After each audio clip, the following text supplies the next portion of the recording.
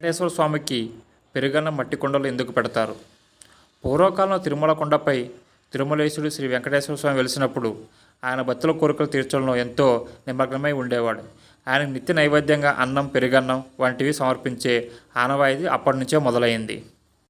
ఒకరోజు పూర్ణ అనే గొప్ప భక్తుడు తన సొంత పొలంలో పండిన బియ్యంతో, తన ఆవు పాలతో తయారు చేసిన మధురమైన పెరుగు అన్నాన్ని స్వయంగా మట్టి కుండలో పెట్టి స్వామివారికి సమర్పించాలనుకున్నాడు. ఆయన అనుకున్నట్లుగే అన్నం వండాడు, తన చేతులతో పెరుగు కలిపాడు. అంతా ఎంతో భక్తితో మట్టి కుండలో వేసి స్వామివారి దర్శించుకోవడానికి తిరుమలకు చేరుకున్నాడు. అప్పుడు అక్కడ అర్చకులు ఆశ్చర్యపోయారు. ఇంత చక్కగా మట్టి కుండలో పెరుగన్నం తెచ్చావా? అదే అసలైన భక్తి అని ప్రశంసించారు. అప్పుడు అక్కడున్న ఒక పండితుడు ఇలా అన్నారు: వెంకటేశ్వర స్వామికి మట్టి కుండలో పెరుగన్నం సమర్పించుకోవడం అంటే మనం భూమికి దగ్గరగా ఉండి వినయంగా భక్తిని చూపించినట్లే. మట్టి మన పుట్టుకకు మూలం. మట్టి కుండలో సమర్పించే నైవేద్యం అంటే ప్రకృతిలో ఒకటైనట్టే.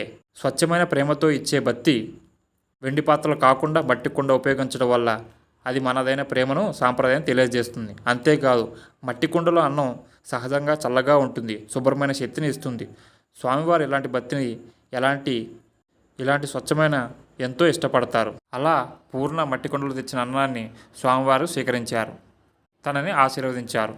అప్పటి నుంచి ప్రతి ఏడాది ప్రతి నిత్య నైవేద్యంలో స్వామివారికి మట్టి కుండలోనే పెరుగన్నం సమర్పించడం మొదలైంది.